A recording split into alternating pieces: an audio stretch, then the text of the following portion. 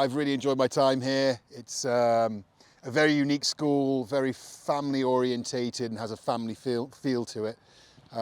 Sports mad, a lot of kids out here, whether it's with hockey, cricket, rugby, giving these kids a great education, but also a chance to get outside and live a healthy life. I would say the big thing that made me join Scarborough College is the conversation I had with Mr. Emmett, and just sitting down with him and what the school have done with their hockey and their cricket program. The ambitions are always big for him. He loves sport, and the next challenge was trying to do the similar thing for the rugby program. And we've already got great coaches here in terms of Mr. Thurgood and Mr. Kench and Mr. Davies and Mr. Woolley. They just needed someone to sort of be a name and a sort of a rallying point for the school. And there's some talented kids here, but we want to be seen as one of the premier rugby schools in the Northeast, and we're slowly making steps in the right direction to do that. You mentioned refereeing there. I refereed I think it was the under-9s, and one of our lads is called Jerry. He's never played a game of rugby before, but we needed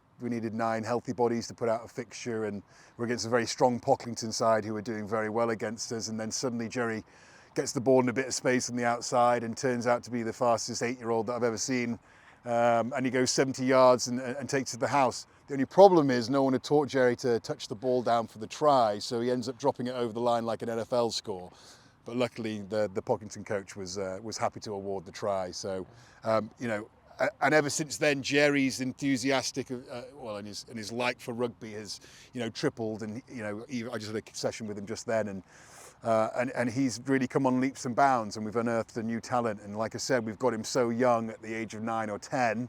Where he could be in the next 4 years could be, a guy that we sort of rally around and really build a team around. One of the things I noticed when I first came to the school, and Mr. Emmett gave me a tour, is just that the kids and how they talk to the teachers, and they look you in the eye, they stood up when you walked into a room, they were polite and well-spoken. And Scarborough College gives kids like the full treatment in terms of whatever you are good at, you have an opportunity to succeed in it, whether it's academics, whether it's on the sporting field, whether it's in the music, whether it's in the theatre. And it's done in such a family-friendly environment where the kids come first and foremost, and it's all about looking after each other. There's very little like bullying or teasing that goes on at the school, which is very rare. And the teachers that I work with are second to none.